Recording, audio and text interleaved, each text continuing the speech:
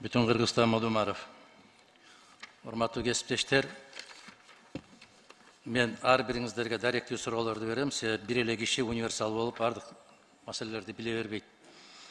Мына жердеги көтөрүлгөн конституциялык норма. Жакшынын шарапаты дейт, ушу Кемпироваттын маселеси менен жаңы регламентке ээ болуп калдык. Бирок ушул жаңы регламентте 65 беренин 4 пунктунда так даана кескин түрдө жазылып турат. Эл аралык келишимдин конституциялуулугу жөнүндө конституциялык соттун корутундусу сөзсүз керек. Ким бар? Адилет министри барбы? Ким жооп берет? Урматтуу Алихан Кесимбаевич, азыркы регламентте ошол норма бар болсо, ал мурункуда да бар болчу да, Нуржигит Кадырбекович айтып кетти. Бирок сиздер мынакей ай сайын канча эл аралык келишимдерди ратификацияны өткөрөсүңөр. Ал жерде эч кандай бүт ар бир ошондой закон келгенде Конституционный суд заключение бербейт. Анан регламентте точно так менен азыр жанында жок экен текст. Алардын мыйзамы бар, конституциялык мыйзам бар, конституционный суд боюнча. Ал жерде жазылып турат, что Конституционный суд дает заключение в случае неопределенности и при наличии обращения. Вот мен жооп ушундай. Анда сабатсыз экенсиз. Азыр дагы бирөөлөргө температура чыгып кетет бул сөздү укканда. Дагы айтам. Ар күнү эле биз мамлекеттик чек араны карап аткан жокпуз комитет. Биз келишимдерди карап атабыз. Бул жерде 65 берене мамлекеттик чек араны өзгөртүү боюнча эл аралык келишимдер жөнүндө кетип баратат сөз. Биз биринчи жолу карап атабыз мамлекеттик чек ара жөнүндө. Сиз кимсиз, өзүңүздү тааныштырсаңыз биринчи. Аяз Боетов, министр юстиции. Анда жакшылап окуңуз. Мына жерде императивдүү жазылып турат. Бул Мадумаров кабыл алган регламент эмес, жогорку кеңеш кабыл алган регламент. Экинчиден, мыйзамсыз. Азыр карап атканыбыз мыйзамсыз. 1000 жолу кыйкырам, мыйзамсыз. Азыркы карап атканыбыз мыйзамсыз. Бул заман өтөт, башка бийлик келет. Сөзсүз түрдө ушуну караганда менин чындык экендигимди, депутаттардын чындык экендигини 1000% кийин колдойт. 1000% колдойт, эсиңерде болсун. Себеп мыйзамсыз. Муну колу бутту бурап, тийиштүү чечимди кабыл алдырыш деп эсептелинет. Ошол эле 65 беренеде турат. Эгерде жогорку кеңеш эл аралык келишимди ратификациялоо жөнүндө маселени кароону кийинкиге калтыруу жөнүндө чечим кабыл алса, мындай чечим жүйөлөштүрүлүүгө тийиш. Жүйөлөштүрүлүү бул конституциянын бузулушу, Нурлан Тургунбекович. Конституциянын одоно түрдө бузулушу. Бул мына регламенттин одоно түрдө бузулушу. Муну мен эске салып коеюн. Жооптуу кишилер кийин жооп бере турган мезгили келет. Экинчиси. Алихан Кесимбаевич, жооп берсем болобу? Бериңиз. Биринчиден мен айткандай конституциялык соттун конституциялык мыйзамы бар. Ал жерде эрежелер белгиленип турат. Обращение болсо, алар беришет деп. Анда кайрылуу болуш керек аларга. Мен ушундай түшүнүп атам. Өкмөт кайрылат. Себеп ушу конституцияны сыйласа, конституцияны өкмөт кайрылат. Демилгечи өкмөт. Бул жерде жогорку кеңеш. Анан юстиция министрлиги негизинен өзүнүн компетенциясынын астында заключение берет. Биз ошолго гана биз беребиз. Андан тышкары чыкпайбыз. Силердики эмес. Анан конституциялык сотту мен өзүм мурункуда да иштегем бир убакытта. Ошол убакытта да мен эсимде заключенияга мындай суроолор келгенде, договорлор. Алар ар дайыма позиция ушундай болчу, в случае неопределенности при наличии обращения деген. Анда конституция менен муну мыйзамдан алып кыргытып салгыла да бул беренени. Эмне жазып атасыңар? Азыр айтышып атпайбы? Эмне үчүн мыйзам кабыл алабыз деп. Ушун үчүн кабыл алабыз. Аткарылбайт. Мыйзам кабыл алгандан кийин ошонун баардыгы ушундай болот деген сөзүңөргө мен түшүнбөйм. Биздин конституцияда мыйзамда эмес жазылып турат, Камшек Кыдыршаевич. Ар бир кыргыз жараны өзүнүн эркин билдирүүгө пикирин укуктуу деп, эркин билдиргендердин кайда жатканын билесиз.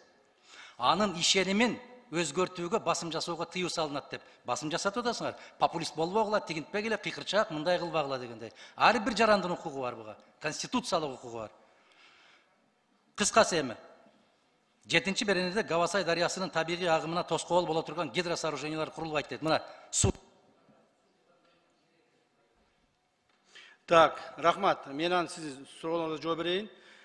Айтып атасыз, регламент бүгүнкү ошо Кемпироват келип бактысы ачылып кол коюлуп калды деп. Андай эмес.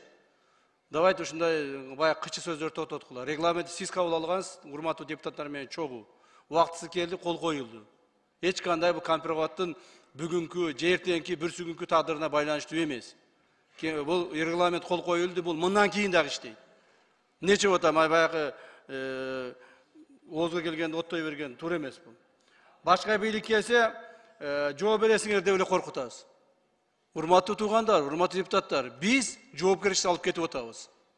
Жоопкерчиликти мыйзамдын чегинде алып, мамлекетибиз үчүн мамлекеттин кызыкчылыгын коргоп кетип атабыз. Жана мамлекеттик кызыкчылыгын мындан ары да коргойбуз. Эч ким жоопкерчиликтен качып, же болбосо башка бийлик келсе, андай болот экен, мындай болот экен деп. Башка бийлик келсе деп коркута берип, качан сүйлөсөңүз башка бийлик келсе деп коркутасыз. Башка бийлик келгенде көрөбүз, Кудайдын пешинеге жазганын көрөбүз.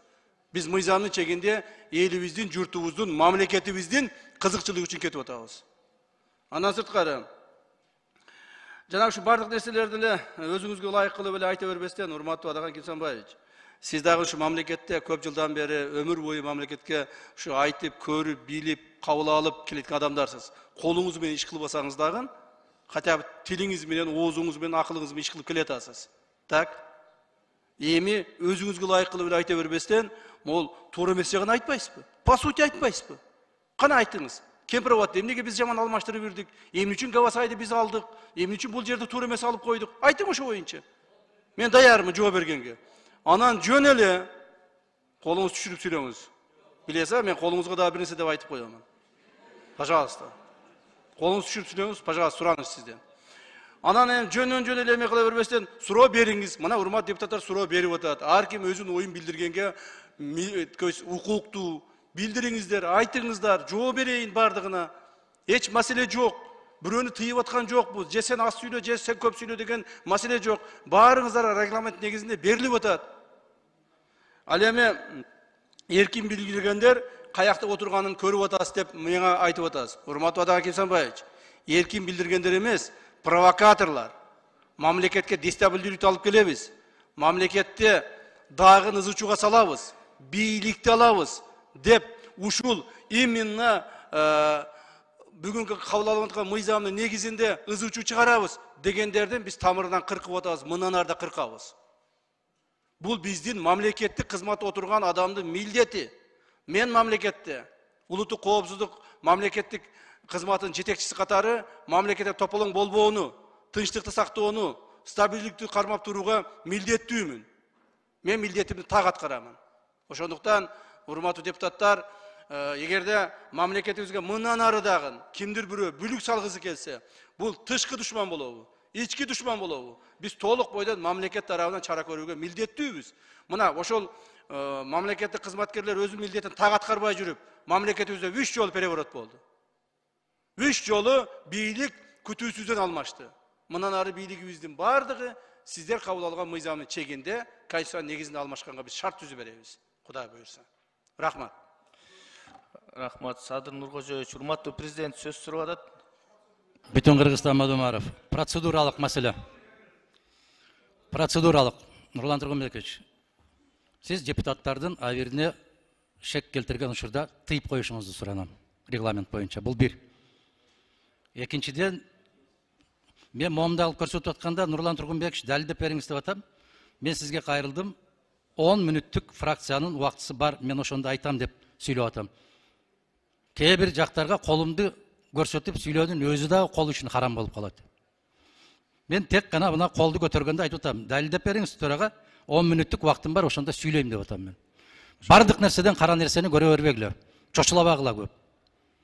Бардык нерсе өтөт. Убактылуу. Биринчиден, урматтуу Адахан Кимсанбаевич, сизден эч ким чочулаган жок. Сизден чочуласак, биз башкача кылат элек. Сизден чочулабайбыз. Сизди биз мамлекеттик ишмер катары, депутат катары сизге кайрылып атабыз. Сизден чочулагыдай сиз кимсиз? Бөжөкөсүзбү? Сизден чочулабайбыз. Сиз коркпоңуз. Биз сизден коркпойбуз, сиз бизден коркпойсуз. Буюрса мамлекеттик деңгээлде гана иш аткарабыз. Нурлан Тургунбекович, суроону мен сизге бердим. Ошол регламенттин 65-чи беренесинин 4-чү пункту. Сиз мындай бир түшүндүрмө берип койсоңуз. Рахмат. Сиз эгер 10 мүнөт убакыт сурасаңыз, регламентке ылайык мен добушка коем, добуш менен чечебиз. Ооба, регламенттин талабы. Урматтуу депутаттар, Адахан Кимсанбаевич 10 мүнөт убактысын сурап атат. Фракциянын регламент боюнча бул Акырында бербейсиз. Азырдан бүтүп кете бербейди. жок. Анда акыр жагында беребиз Садака Кюсебай сизге. Макул. Рахмат, урматтуу депутаттар, урматтуу депутат Мадымаров. Министр юстициянын адресине катуу айтып кеттиңиз, сабатсыз экенсиң, анан тиги бу деп. Сиздин бул абдан сүймөнчүк сөзүңүз да өзү.